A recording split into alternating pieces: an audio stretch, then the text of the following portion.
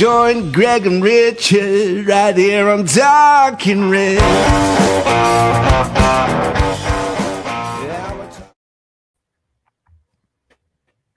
Well, welcome, Talking Reds, Nottingham Forest podcast. They say time heals all wounds, guys, right? So how much time does Palace fans actually need? I mean, for goodness sakes.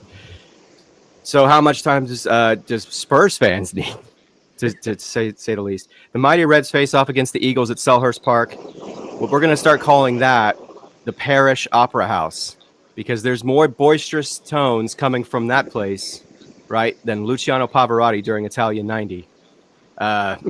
Now, to compound things, they've lost their talisman. They now have a void in one of their performers. But before we discuss that, before we get into all that, I think we're going to go with a little bit of the dulcet tones of one. In Nottingham, it seems that life is so wonderful, a miracle, oh, it's beautiful, magical, and now the tricky trees taking over the Premier League, Europa League, go by James McAtee.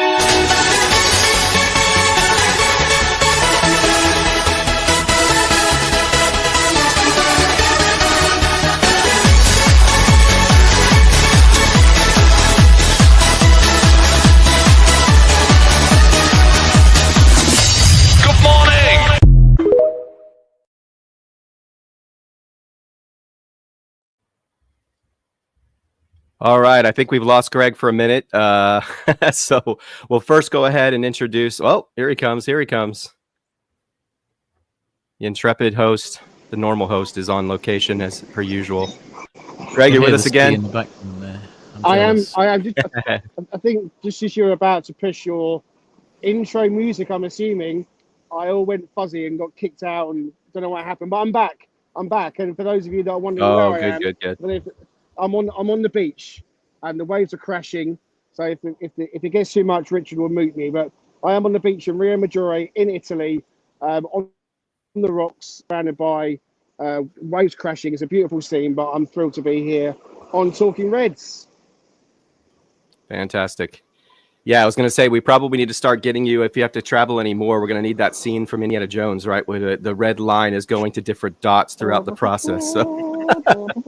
Yeah, that's right. I love that. All right. And yeah, absolutely. Also joining us on the podcast, the Nico Dominguez, right, of the podcasting world, and the one with actual bedroom eyes. I've corrected myself, Paul. Last time was a gross error in judgment and statement on my my part. Hey. I'm giving him the credit now. You can't take it back. Look at those eyes, man. Sultry. You can't dislodge me from my perch. Come on. Yeah. Hey, just for today. We'll give him the trophy today. Mr. Morley, how are you, sir? Very well, thank you. Good. I'm feeling good. I've been a bit late to the pre-season party. I had my first 5K run for about 2 or 3 months this morning. So, I'm on the road to full fitness, and looking forward to having a good chat today about what should be an intriguing game of the weekend. Excellent. See, look at that. It's like you're going to bed and you get those like wave sounds just to try to calm you to go to sleep. I think we have got actual wave sounds today. I know, isn't that incredible? Yeah. Dan, hello. Hello. The Stato with the Mosto, the Renaissance man, Danscape. How are you, sir? Yeah, I'm good.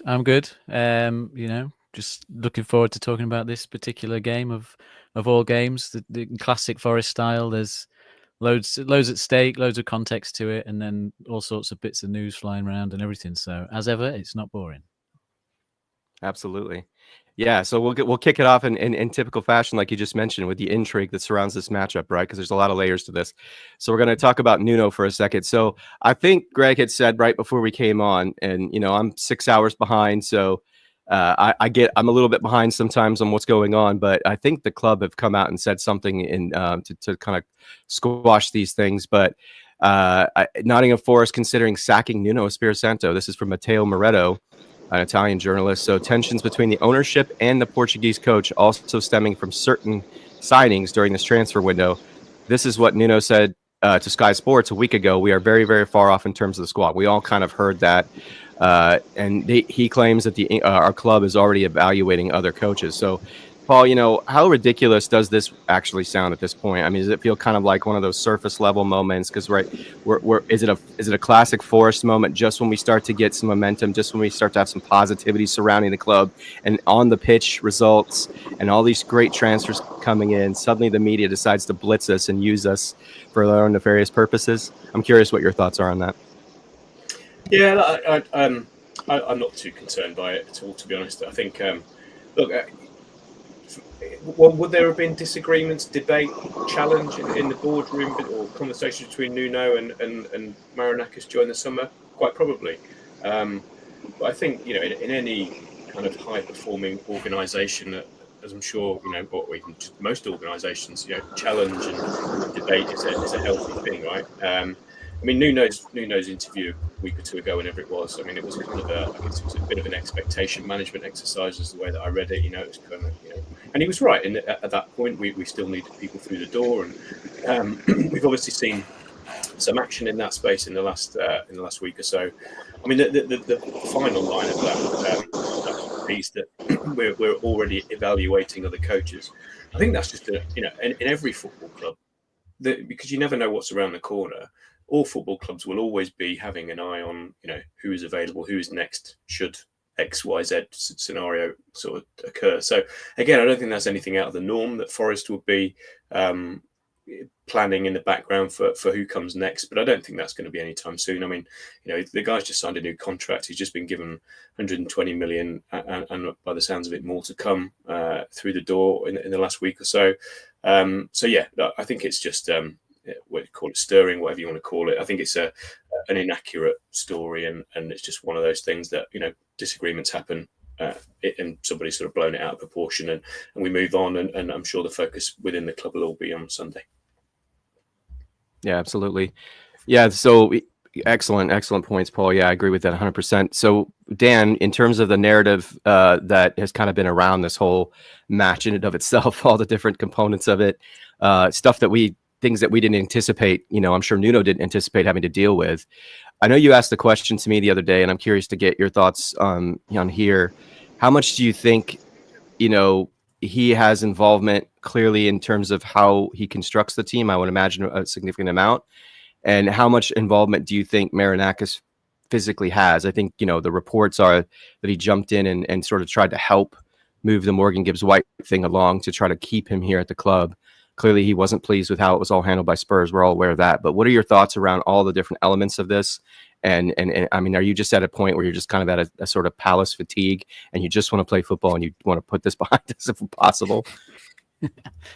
No, I mean, I think for the Palace game, I think it's good context. I think it gives us that added bit of motivation, and I think we're the kind of team that we've got the right players to go in there with a load of focus and just think, right, we're gonna kind of put this one to bed. So I think it helps for that, especially early in the season. It just gives you that extra bit of bite to go out and try and win the game. In terms of the Nuno stuff in the background, I'm sure there has been tensions. I feel like if you were going to list out some things that Nuno wouldn't want to happen this summer, a lot of that has happened.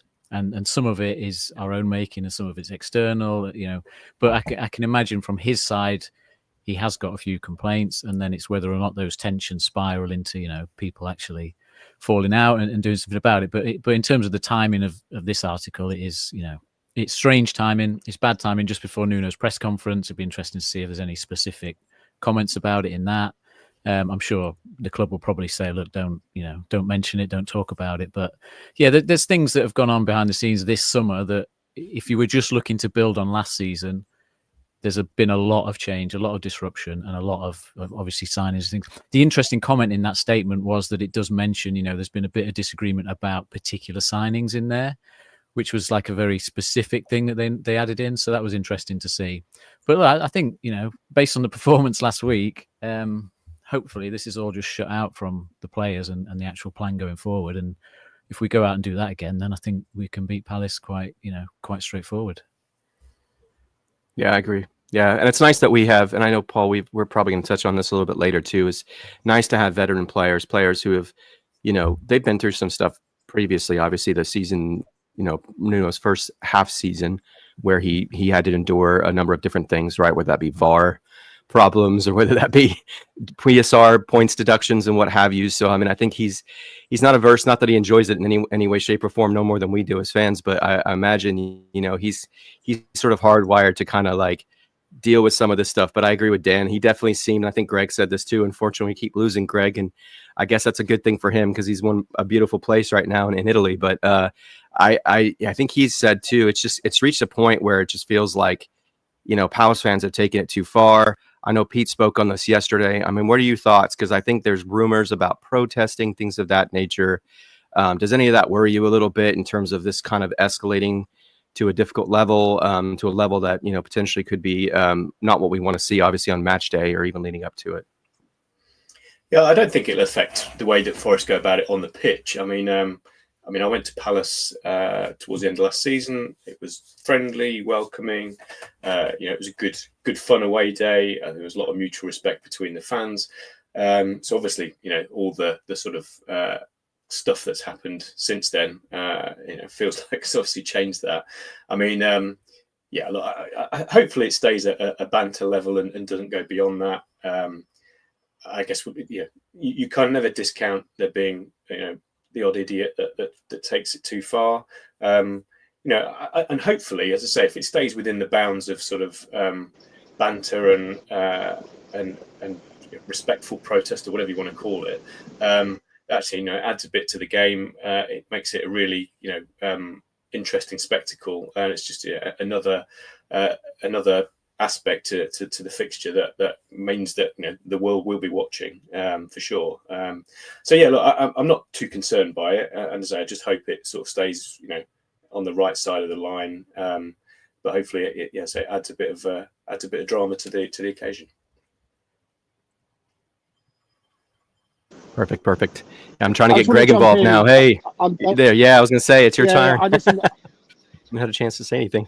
Listen, okay, that's cool. I've got an overheating phone that's kicking me out.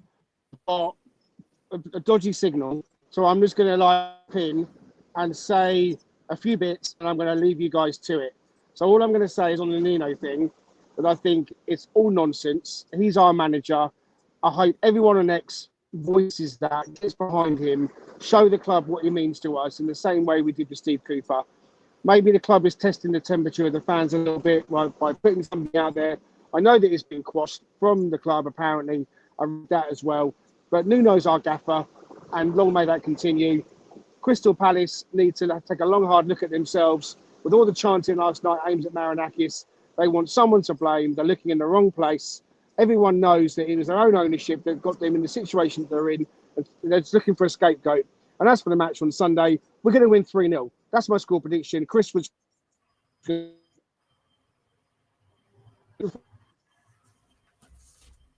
Fantastic. Didn't catch that bit. Maybe I'm assuming he has to. That's say a great way to Chris- end it, right? Let's just go at this point.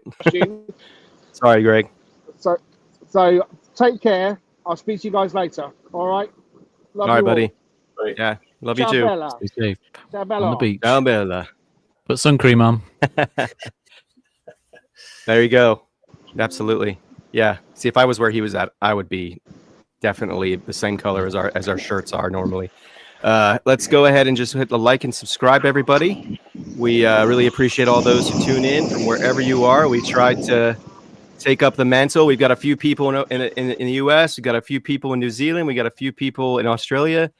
We certainly got people all over the UK. So we really appreciate all of you guys checking out Talking Reds. And if you haven't been here before, welcome. We're glad to have you. All right. So Daniel, let's get on to... I'm a Statman. Moraes fazendo som, Pedrinha Moraes fazendo som, e Pedrinha Moraes fazendo som.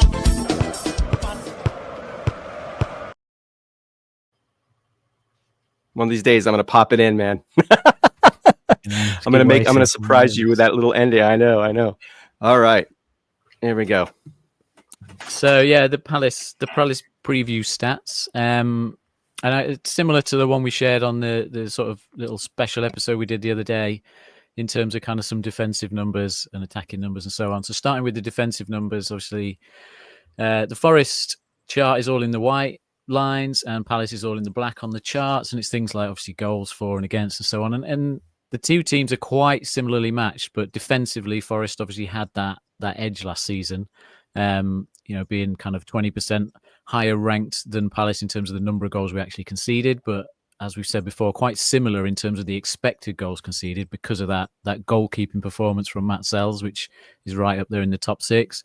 But the interesting bits down the bottom that I've kind of circled is that kind of average tackle position is massively different between Forest and Palace last season. Obviously, we don't know if they'll change their style this time round, but Palace sitting right up there as kind of an average team for where they engage the opposition, whereas Forest sit right down there in the bottom 3%.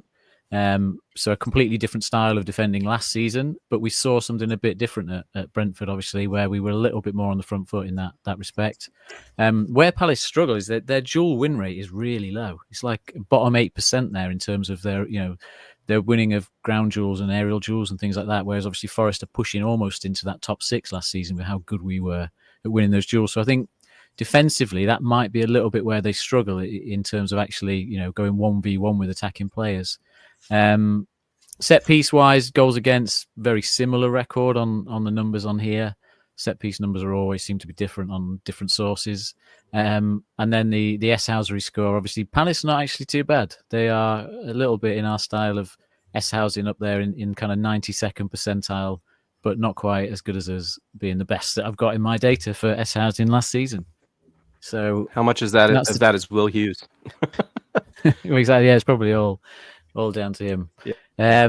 So that's the defensive stuff. On the attacking stuff, we're looking at obviously we scored more than Palace last season. We know that, but the difference in terms of chances created is actually remarkable insofar as Forest again sit last season. They sat almost into like a bottom 6 side for the chance creation, whereas Palace sat in that top 6. They just didn't convert as many of their chances as they perhaps should have, even though they've got someone in Mateta who is himself clinical, but the rest of the team sort of didn't add to that. And I know whenever you watch Match of the Day, it feels like Munoz gets in loads of positions and misses and stuff like that. So I think across the whole team, they didn't necessarily take advantage of what they were creating. The other one to highlight is the box penetration. Palace very good at that, which is obviously where they get their chances from. They're very good at getting the ball into the box and getting touches in the box, more so than we were last season.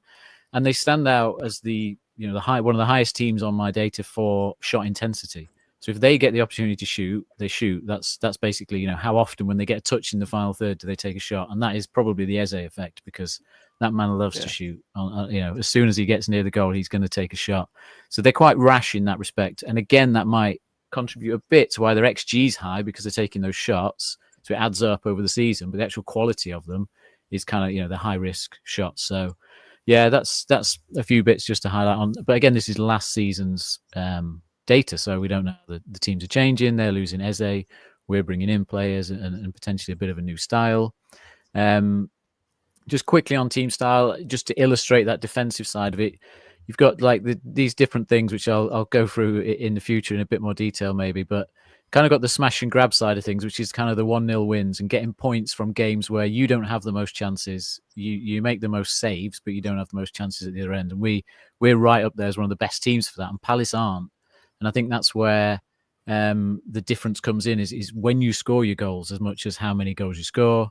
And the mistakes at the bottom is where, again, Palace make more mistakes than we did last season. So, they're sort of a good team, but they've got a mistake in them and they're not necessarily getting their goals at the right time. And again, just some more skill sets, not go through all these, but the finishing, obviously, we beat Palace on that. Chance creation, though, they beat us on that. But where both teams have struggled is that dribbling, ball carrying, and kind of wing play last season. This is again compared to all the other Premier League teams since 22-23. And it was one of the things we highlighted in that little special episode, is that's where we can improve massively, is that ball carrying and dribbling and that ability within our team, which is why I thought this particular chart was interesting. So this is just for last week's game. So this is just last week's round of fixtures for the teams. And you can see Forest are right up there. So our wing play dribbling, we're right up in that top right-hand quarter, if you like, which is where you want to be. Manchester United up there, because obviously they've got the Cunha and Mbeumo effect now, being able to take people on and carry the ball. But we're right up there with those guys in terms of our dribbling ball carrying last week. So it's something that, if you just go off one game, we've kind of addressed that little shortfall there.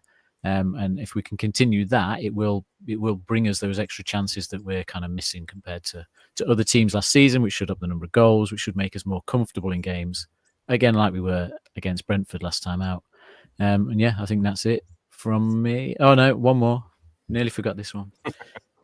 It's just interesting. So this one, ball retention and playmaking stats. So ball retention is, playing it safe, sideways passes, short passes, high, low risk, but sort of high possession.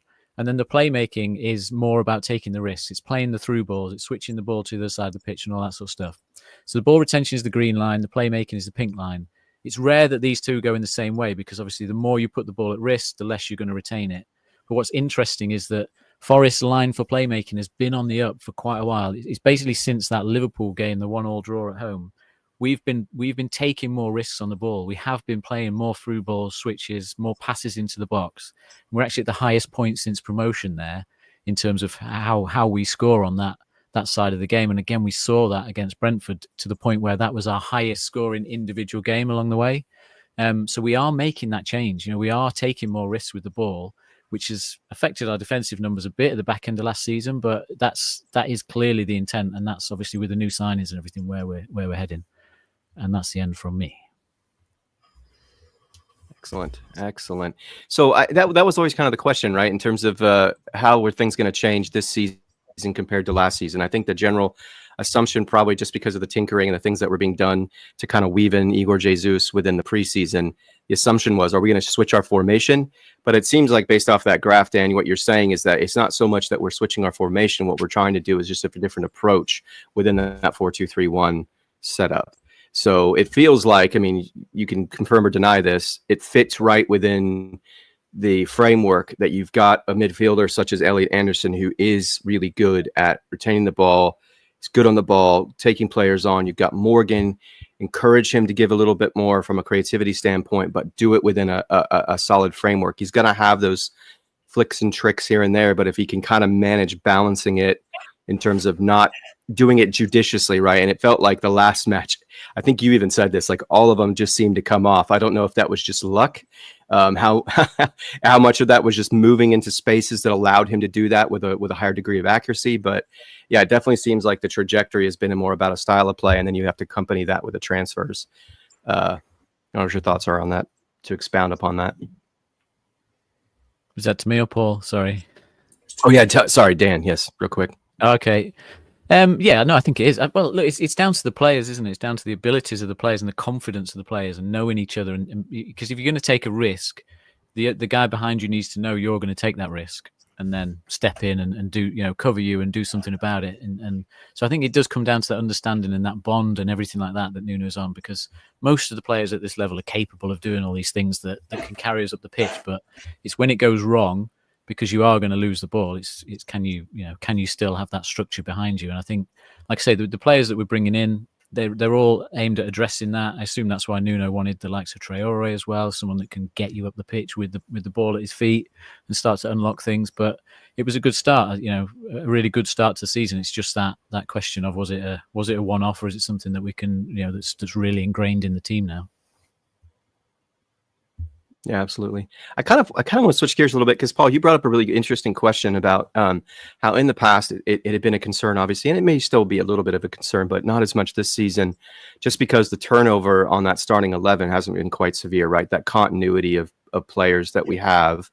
So I kind of want you to kind of go into that sort of lane in terms of discussing that, Paul, in terms of what you were thinking related to how that starting 11 set up. You obviously have Elanga out and Doi in, but you can see he's pretty savvy, right, on the ball. He had a few mishaps here and there on Sunday last week, but what are your thoughts on that and how that helps Nuno that he's got that? And you can see, as Dan said, that continuity's kind of helped slowly drift up that creation and that playmaking sort of line of things. Yeah, absolutely. I think it speaks exactly into what Dan was just saying, in that, I think if you're going to start to try and implement something different, my feeling is, of course, we want to bring in players who can help with that. But actually, from a starting point, like Dan says, these players, they know each other. There is that bond there. The vast majority of this team is the same team, as you said.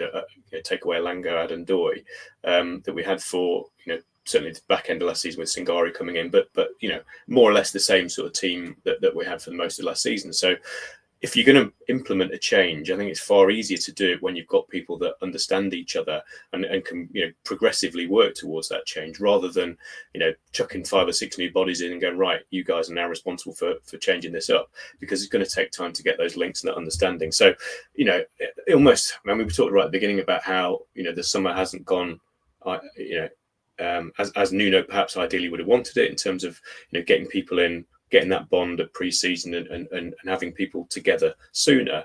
But I think as the lads on Forest Focus said yesterday, actually, we've now got the luxury of being able to bed these guys in gradually. And obviously the start against Brentford, certainly helped that. So there's no sort of pressure on the new signings to come in and make an instant impact. Obviously, if we find ourselves 2-1 down with half an hour to go and one of them gets chucked on Sunday, then maybe that will be more the case. But certainly not from a starting perspective. I'd expect us to start with the same 11. And if you think back, the main ingredient or secret of success for last season was, even from Nuno's first 6 months in charge, it was only really Anderson and Milenkovic that changed personnel-wise from the core sort of starting 11, or the majority of starting 11s were the same players that were finishing the previous season. They came in, switched it up a bit, and I expect we've now got a few more bodies to be able to switch it up. But certainly from a starting perspective, and the ability to evolve that style starts with the guys that are already here, and then the other guys get gradually bedded in as time goes on. So yeah, I think continuity is a massive plus, and I think again I guess if you think about Palace, they probably could argue the same thing, because they've not done a huge amount of business this summer. Obviously, we know what's happening with Eze is obviously disruptive for them, and I guess if you think they're probably not a million miles away from us, in that we've lost Elanga, but we've had the time to bed Ndoye in. They're losing Eze, but actually they haven't quite had the time to pick somebody or to slot somebody in to replace him. So, from that perspective, they will be, and arguably we saw that, Community Shield, you saw that last week with a good result at Chelsea. So, continuity, I think, has probably helped both teams, and there's been for the majority of the summer not a huge amount of disruption. But it feels like we're at that point now where we're moving positively with our disruption. They're potentially struggling from the disruption that's happening at their club, and hopefully that plays out on Sunday, and we see us take the opportunity to get these newer guys, or a couple of newer guys, into the team, into the squad, and to get minutes on the pitch and having a positive impact. Absolutely. Thank you. Appreciate it, guys. Yeah, I quickly want to just throw this up on the screen. We appreciate Raf putting together one of his normal graphics. We're not going to go to the opposition preview video because it's got Raf in it, and Raf isn't here. But we're going to just quickly touch on, what might be, how sort of Palace is setting up, just, in terms of personnel formation. It seems like Glasner seems to favor that 3-4-2-1. We've got Gahey still involved, at least as we know at this stage. It doesn't seem like he's moving. He's on the last year of his contract, so it's possible. And I know Parrish has come out and said if he wants a new contract, we'll make it happen. But what Raf is showing here is there's only a few players out at this point. Clearly, this is prior to Eze being announced as heading to Arsenal, and he's informed the club he's not playing, obviously, for and I think Glasner spoke to this the other day as well, yesterday. So they obviously had their first match in the Conference League. They basically set up very similar to this. So they're losing a huge component of their attack, as Dan talked about, in terms of chance creation and things of that nature. We all know how good Eze is on the ball. 11 goals, 4 assists last season. So from a goal contribution standpoint, he's key. So it's going to be a massive loss for them not to have him on the pitch. But they still have Wharton, who's a fantastic player. They're going to bring in the S. Hauser remaster, the former Derby County player, Will Hughes. They've got a few guys that are kind of key subs for them in Riyadh, Decore, Kamada is kind of on the fringe of that first 11.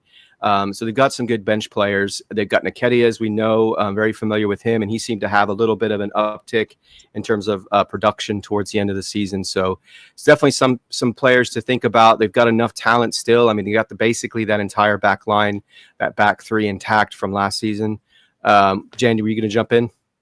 Just on Raf's sheet, is that 100% on injuries? Is that 100% that they're out? Do you know? 100% that they're going to be in. Time. Okay. Yeah, 100% that they're going to be playing. Yeah. Yeah. So in terms of, looking at what they're going to do and just some stats to be cognizant of, I think Dan touched on some of this too. They fall into kind of mid-table, which shouldn't shock anybody in terms of when it comes to goals given up. So against open play, they were like 10th or 11th. On the counter, they were around the same number. On set pieces, they're around the same number, right? So they really reside within that mid-table space, not only in terms of physically in the table, but also in terms of just where they fall in terms of goal prevention. From an attacking standpoint, they're about 36% of what they're going to do is down, as Dan touched on, that side with Munoz, but they do kind of balance it out. Whereas like with Forest, we're about 41%, 40% on the left through Nico and through Callum. Obviously there's, Anderson sort of resides on that left, but we know there's a lot of shifting and movement where Morgan kind of has the freedom to roam a little bit. But so they kind of favor that right side with Munoz, and we're right above them. They're right above us, rather, in terms of possession. I think they were at 42.4% possession average last season. And then they're right behind us on set piece goals. They're second overall, and we were first. And on the counter, they were right behind us. I think we're sixth, and then they're seventh, but towards the bottom of goals from open play. So they're not going to be one of those teams that necessarily opens you up through the middle all the time, or at least it seems that way from the statistics. So Dan, in your mind, I mean, we can kind of like shift over a little bit to kind of how we're going to set up, but how important is it for us to neutralize? Because Raf always talks about the engine. So the engine was Eze.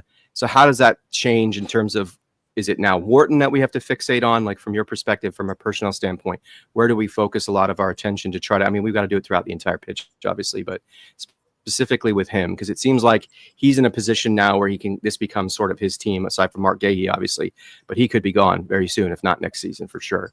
So what are your thoughts in terms of how we can kind of neutralize Adam Wharton, and how important is that? Yeah.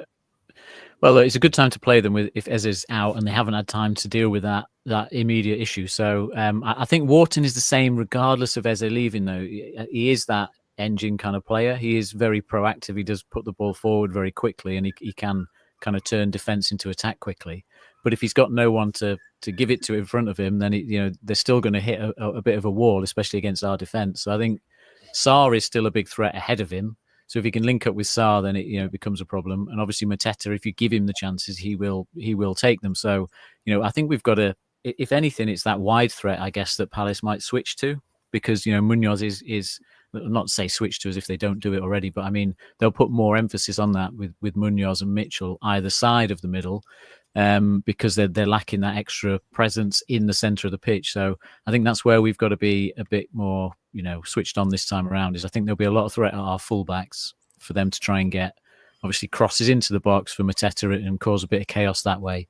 And they've still got those individual good players, but they just don't have that spark. I think that is fairly general view, is that they just don't really have that spark that's going to win a tight game, which is why we probably end up drawing them every time we go there. But I think we've now potentially got that spark to turn those draws into a win. So yeah, we've got to keep a couple of their players quiet, but I just think even when, unless all their best players can find a way to link up, which is obviously our job to stop, then I just think we can kind of keep them quiet. Absolutely. So Paul, from a setup standpoint, in terms of what we're going to do, can you see this changing in any way, shape, or form? And in terms of incoming transfers, do you see any of the personnel that we currently have on the screen with the FOTMOB that might be switched out in any way? Might Nuno try to go a little bit more front foot? Might he continue that sort of playmaking desire, to see that continue to ratchet up, and by maybe pulling a Sangare, for example? No, I expect us to start the same 11, subject to everybody being fit, of course. I think just going back to the Wharton point, I mean, Anderson v Wharton is going to be a fascinating battle in the middle of the park. It's almost sort of like an audition for in front of Tuchel as to who should be the man to sort of partner Declan Rice in the base of that England midfield. So that I'm really looking forward to watching that, because two quality players, and yeah, I mean, I back Anderson against anybody to sort of come out on top, but that's going to be a tough test for him. In terms of lineup, I suppose the only slight tweak that you might see to what you've got on the screen there is potentially Gibbs White starts a little bit deeper because we're away from home, and it's more of a sort of 4-3-3 rather than a 4-2-3-1, but he'll have license depending on obviously when we've got possession to move up the pitch and obviously be influential. So yeah, I think it's a relatively straightforward selection, I would say. As far as the new guys, I think I mentioned last week ahead of the first game that even though the new guys are still sort of only just, opening, walking through the door, that has an impact on, these guys are going to be out there playing for their shirt. They know that. And I think we saw that last week, that particularly in the first half, the way we came out of the traps, was there was an element of people, clearly wanting to show the manager that, still pick me. I know you've got these new guys coming in, but I want you to pick me. So that competition is healthy. I do think we'll see some time on the pitch for some of the new guys. I guess it depends on, ultimately depends on how the game is progressing. If we're 2-0 up with 20 minutes, 30 minutes to go, we probably might not see much of the attacking flair from McAtee and Hutchinson, but they might come on to sort of rest and give, he tends to like to take Gibbs White off with 10 minutes to go, and possibly the same for one of the wingers. So I think we have to bide our time for the new guys, and like I said before, they'll be eased in gradually over the course of the next few weeks, and I'm sure at some point there'll be a change in personnel that starts the game, but I don't think that'll be this Sunday.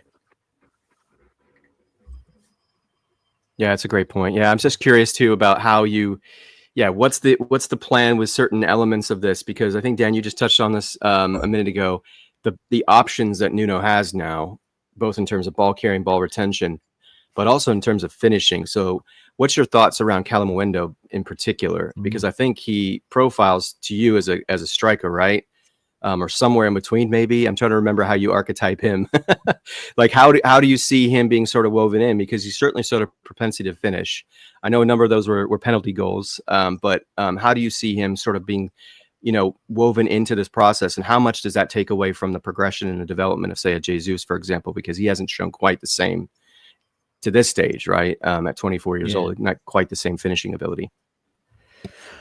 No, they seem to be quite different players based on what we've seen so far of them. Obviously not seen enough of Calamuendo in a Forest shirt, but they'll play the same position, but in a different way. And I think if you're going to have like two strikers on the bench, two wingers, two midfielders, two defenders, and that's your kind of ideal structure of the bench, then it's like someone has to miss out, don't they, between Calamuendo, Jesus and Awoniyi, assuming that Chris Wood's fit. So one of those guys is missing out. I think we expect it's Awoniyi. But I think what Calamuendo offers is, if you are chasing a game and you want to put that extra body up top in the box, because I think he can just drop that little bit deeper around Wood and carry the ball himself a little bit, you'll find that like he would be a good second striker alongside Chris Wood if you'd go for that route, or even alongside Jesus if you want to completely freshen up your two strikers if you're chasing a game. So I think he does offer the right sort of slight variance on Wood, that he's got the finishing ability and he'll be in the box, but he can just get a little bit deeper and kind of drag the ball forward. So I think that's probably why Calamuendo is, for me, one of the more exciting. Obviously they're all fairly exciting, but he's up there as being that guy who I think in the long run really does give Chris Wood a bit of a run for his money in terms of those starting spots. And it's just about how quickly he can settle and get up to speed. He's not necessarily going to hold up the ball in the same way, but he's going to offer something as well as the finishing. So I'm excited about that. But yeah, the bench is really tough. Like, when you look at it now, there's going to be almost, when we sign these fullbacks, I suppose, that we're desperate for, although I think one of the comments earlier said that we've missed out on another one. It's when we get those guys in, then somebody, someone with a big-ish name within the team is going to miss out every week. I feel like you're going to have one of the new signings, or you're going to have someone like, for example, Abbott. Where does Abbott ranking against Chair Cunha, which of those two might be on the bench ahead of the other one, and so on. There's going to be people missing out now, which is the new dilemma, the new issue that's Nuno's got to deal with, is keeping those guys happy when they're not going to even be in the matchday squad every week like they are now. Yeah, and you can imagine too. I didn't see if that's all great points. 100%. Yeah, because it's that little. I mean, I think we might say we've certainly finished higher up the table than Palace. So I mean, by virtue of that and points accumulated, we were better. But I mean, from a personnel standpoint, it seems like we have a very balanced squad, and we have a great defensive back line. Clearly, we know that. Fantastic goalkeeper. Yeah, so I'm sure for players like Carmona, who maybe I'm trying to remember. I didn't look at all of his minutes accumulated in terms of previous seasons. I don't know how much he started compared to others on the squad, but maybe if he's knocking on the door to starting there, and he's going to get more minutes, I can imagine it's probably not. Even though it is the Premier League, that is a draw. We are a club playing in Europe. We are a club that's ascending. Maybe that's attractive to players. Clearly, we got Ndoye and we got others, and even English players in particular, and Callum Wendo. But I can imagine, for Carmona, he's probably thinking, I've seen how those two players who start on those fullback positions are playing, and I can't imagine I'm going to see a lot of the pitch. But at least not right away. Certainly in European matches, cup ties, things of that nature, he'll get enough minutes. But yeah, this seems to be quite the conundrum: getting the right players in at the right price who can really challenge a little bit of those guys who are in those starting roles, but at the same time spell them, because we know and we've said you're going to have Aina going off to AFCON. You're going to have players like Sangari. So we've got plenty of depth in the midfield, as we know, plenty of depth on the wings. So it's going to be interesting to see how this all unfolds through the remainder of the window. I really, really hope we don't have to rely too heavily on Abbott and Jair Cunha. While I think they're great and they're progressing, question is, can we totally rely on them, especially considering Jair Cunha and Abbott are both not natural fullbacks, right? They're more in the center back role. So, all right. Well, let's go ahead and give some time to our cheese trader, our buddy Stu Freestone. So we're just going to play a little ad real quick. The Cheese Trader, based on Grape Lane in York, is a cheese lover's paradise. Home to some wonderful specialty cheeses, relishes and chutneys, and also with a fantastic street food menu. Try their loaded fries or posh cheese on toast. It'll be the best you've ever had. Owned by Forest fan Stu Freestone, the Cheese Trader proudly sponsors Talking Reds. Quote Talking Reds every time to get 10% off your order. The Cheese Trader and Talking Reds, the perfect cheesy mix.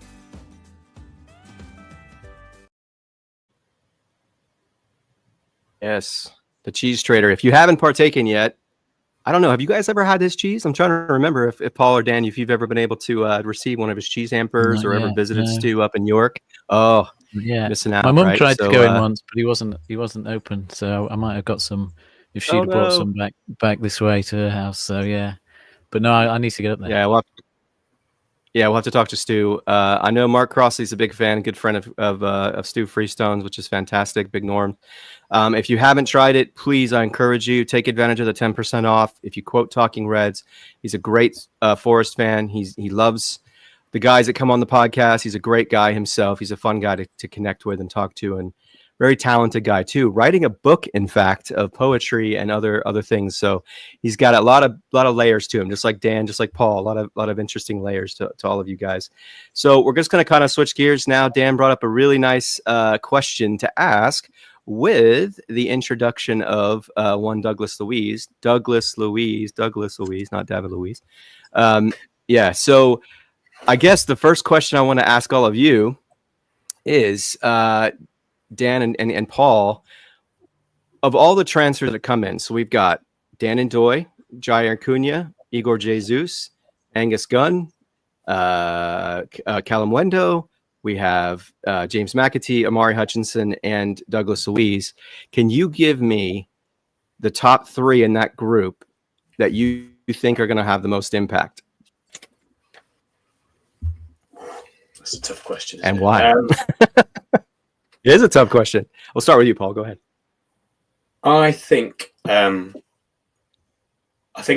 it's probably unreasonable to expect Jair Cunha to have a huge impact in that, certainly in the next few months. I think if you think about minutes on the pitch this season for the main Forest players, you could almost, Sells aside, Milenkovic and Murillo are probably going to play the most minutes out of all the outfield players this season, assuming they stay fit.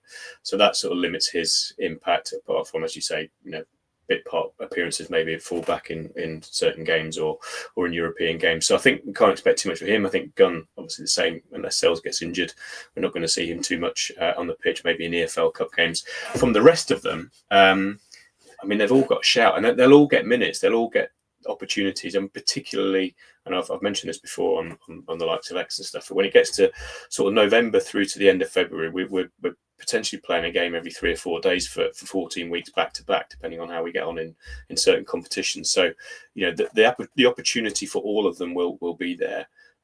Louise is the nearest thing, I guess, to a statement signing in terms of his pedigree in the Premier League that he's got over and above the others. So you would expect that as and when he does work his way into the side and gets minutes, that he's going to have a significant impact, particularly if we're talking about changing the style and being more of a ball carrying team, which obviously plays into his strengths. I'm really excited to see McAtee, actually. Personally, I'm really interested to see what he can offer. I think he will be. I know he obviously was the captain in the under-21s. He probably got a little bit overshadowed by Harvey Elliott in that tournament in terms of impact. But I'm hoping I'm looking forward to seeing James McAtee in a Forest shirt, and I think he will be one that will rise to the top of that group. Fantastic. Dan? So, funnily enough, McAtee's the furthest down my list in terms of impact. He's the one I'm not sure on, because I feel like he's competing in those central midfield roles. Obviously, we've added Douglas Luiz. You've got Gibbs White, who's not going to give up his space easily. And I was talking to a work colleague who was a Sheffield United fan about him, and he kind of confirmed that bit of a fear that he kind of can go missing in games. He's not quite got that same, grab the game by the scruff of the neck that Gibbs White's got. So I feel like he's got the most sort of development to do potentially, certainly in this side where we are at the minute, until we kind of wrestle control of games, maybe. So I think Ndoye has the most impact, just because he's obviously been here longest, he's settled, he's going to have the trust of the manager and all that sort of stuff, and he's got that attitude where you can just see him fitting in and he'll do what he's asked to do, kind of thing. And he's obviously of an age where he should be making an impact. He's kind of 24, not 21. So I think he's top of the list. I think Hutchinson has to come in second, because I think he's going to be that first rotation of the wingers. I think he's going to be the guy that comes on when Hudson-Odoi or Ndoye is tired or injured or whatever, because we've spent 40 million quid on the guy. So if he's not coming on at least there, then I'm questioning the amount we've paid. So I think he's going to be second, and then it's a toss up after that between. Is Callum Wendo going to be a guy that delivers the goals in 20-minute, half an hour appearances, or is it going to be Douglas Luiz that forces somebody out the midfield in those central roles? And I think that's where, I'm not sure. I'm not sure. I'm not sure on Douglas Luiz in terms of quite how he fits in. So I've put Callum Wendo in third to take the third spot of the top three. So it's Ndoye, Hutchinson, Callum Wendo, if as the most impact. I think, which is mad, because it means that Jesus is down the list, and he's Brazil's number 9 striker at times. It's where's he fitting into this kind of having an impact? So there is a bit of a dilemma for Nuno to sort. There is probably going to be some unhappy players, and that's perhaps what he doesn't want, but he is going to have to deal with.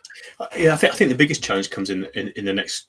Probably the next 2 months with that, really, before we start getting the midweek games kicking in earnest, because that's the time. Everyone's going to be keen to make an impact. So I must admit, I've sort of almost forgotten Ndoye in that sort of list, because I kind of consider him as already being here. So, but appreciate he's obviously one of the new faces. But yeah, I think the next couple of months will be where the challenge lies in terms of trying to keep people happy, and it is a crucial time, because obviously people want to make a positive impact, want to make a positive start. And if you do get to October time, and whoever any of those guys that we've talked about, if their minutes are quite low, then they maybe feel like they're going to be able to make the impact that we want at the time that we want them. So it's a tricky juggling act. But I think again, Nuno's a highly experienced coach. That all the players coming in, they're all going to know that they're not going to walk into the team straight away. And whilst ever we keep performing like we did on Sunday last week, if that continues the case, then it makes Nuno's conversations with those guys a little bit easier, because they've all been around professional sport. They know that a winning team, the old adage, don't change a winning team. I think that's slightly redundant when you've got 2 games a week, but up until that point happens, then if the guys that keep getting picked on the pitch are doing the job, then it's it's an easier conversation for Nuno to have to say, look, you're only going to get 10 minutes here, 20 minutes here, 30 minutes there. Yeah, absolutely. Yeah, I think I was kind of on the same train as you, Dan and Paul. I think it was, and Doy just felt like he's been here for ages. When in reality, I guess compared to everybody else, it's now a transfer into the team. He pretty much has, other than Jair Cunha and Jesus. But he sort of fit in immediately. It seemed like personality-wise, in terms of what he provides to that attacking element. I definitely was a little bit on the fence when it came to Luis. I think it was just sort of somewhat predicated just because of based off the wages. I know, Dan, you've talked about sometimes we focus in on the transfer fee amount, which certainly is, important. But at the same time, it's also what kind of wages is he going to command. And so having him on a loan, I think, is a good thing. We call them prove-it deals in American sports when it comes to getting in and showing that you're ready to kind of get acclimated, especially when you've had such a sort of tenuous season in Serie A, which we know is a very different style of play, a very different way of approaching the game, a very physical, a little bit slower pace, if you will. So it'll be really interesting to see how it integrates. But I'm with you. Callum Wendell really intrigues me. And when we were linked with him, because I think we were linked with him really early, he felt like very similar to a player that I was kind of excited about coming out of Eredivisie, which was Brian Brobby. He just seemed to have a lot of explosion. He seemed to have a good finishing. He seemed to be just a really difficult player to handle in the box because he had enough skill on the ball to create problems for opposing defenders. So I'm with you guys. I can't disagree too much with what you said. I think what you said is brilliant. Oh, go ahead, Dan, please. I was just going to say, I wonder if he's a little bit like Diogo Jota for Nuno at Wolves. He's almost that kind of player that could play a little bit out wide, but really he's a threat around the box, and he'll get on the end of some headers and things, even though you wouldn't expect him to. And maybe that's the kind of role that he fulfills for us, like a central wide player that's going to cause an impact that way. Yeah, I think the word I think of when it comes to Diogo Jota was crafty, right? Just sort of he found these little pockets of space and just get the ball in the back of the net, especially against Forest, as we know. Bless him and may he rest in peace. But 100%. I can see that very much. I think there is a certain, and you talked about this in one of our episodes, so if you guys haven't had a chance to check it out, we did do an episode where he talked about the connection points between Forest and Wolves and maybe how, Nuno is priming us to sort of do similar things. So please check that out. It's called Forest Squad Review. So we did that a couple of weeks ago, and Dan and Raph did a great job going through different elements of that. But to your point, I think there's definitely some archetypes that exist that fill a need for Forest and then the way Nuno sets up. So it's brilliant. We just want to say a quick hello to some guys in the comments. Sorry, we've been neglecting you. I'm not quite as savvy as one Greg Orem when it comes to the hosting thing. Brucey, I think you guys saw last week, it's not going to be easy to just stroll into the starting 11. They'll want to come and make an impact, which is true. Gary, completely agree with you. Our bench is a thing of beauty now. We've certainly flipped the script when it comes to depth and more firepower off the bench, as Dan talked about, in terms of what we can offer. So that's great. Agree with Wake Up News. Good to have you on. No excuses now. We have also Alex and Patch Adams and everybody else that's joining us. We really appreciate it. Definitely looking forward to what's to come this weekend. All right. We've kind of hit the end now. We're going to beat the hour mark, guys, I think. So we'll just go ahead and get final thoughts from you. Sorry, Paul, we couldn't get to the other topic that you had brought up about the 3 p.m. kickoffs. Definitely interested to talk about that at a future date. But just give me your score predictions and any final thoughts you might have. We'll go ahead and go to you, Paul. Score predictions, yeah. Interestingly, I know we've got the old pre-season predictions and your podcast predictions league. I think I'd originally put this down when we did those 2 weeks ago as possibly a defeat. And I know you guys were talking about it on your prediction show, and Greg, I think, was in the same camp, and it's going to be a really difficult game.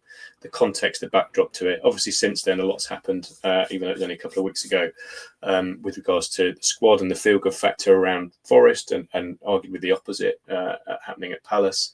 I still think it's going to be a difficult game. I come back to what I said before about continuity on both teams, particularly from a starting perspective, is going to mean that we probably see a relatively similar game that we saw towards the end of last season, which ended 1-1. The question mark is whether the bench is going to be there to make a difference. With it being so early in their players, the new players' sort of tenure at Forest, that's going to be a real challenge, I think, to come on and make an instant impact. So I'm going to go for 1-1, but I would not be surprised if we nick it.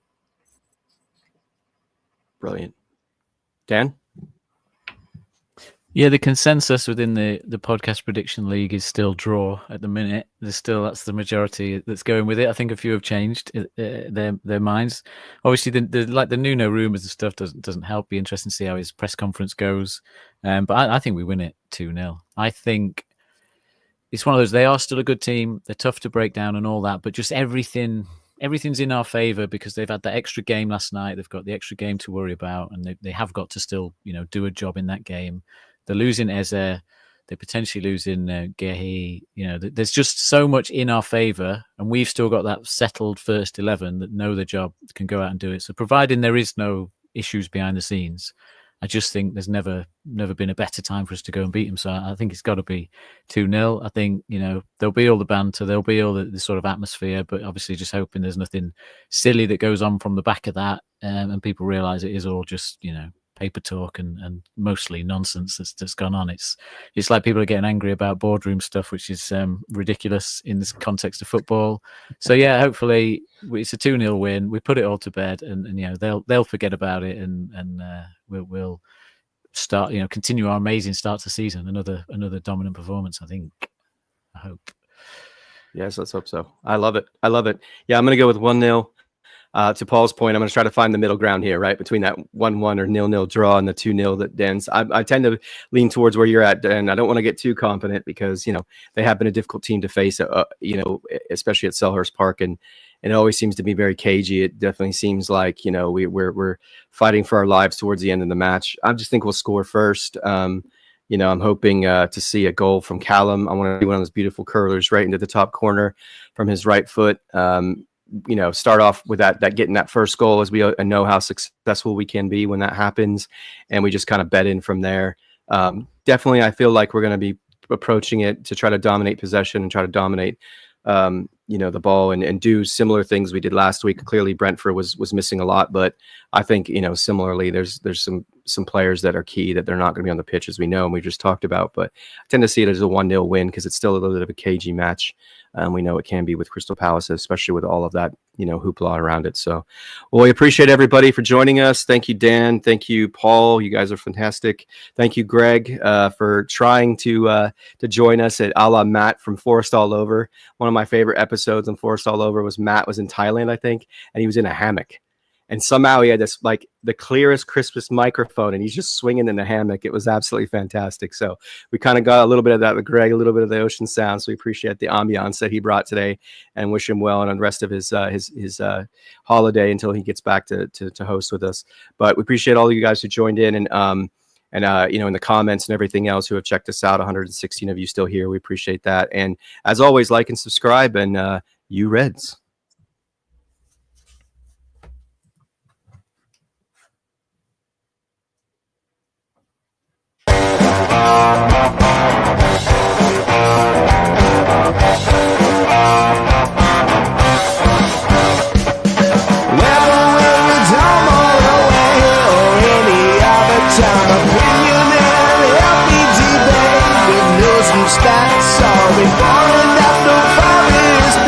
Come join Greg and Richard right here on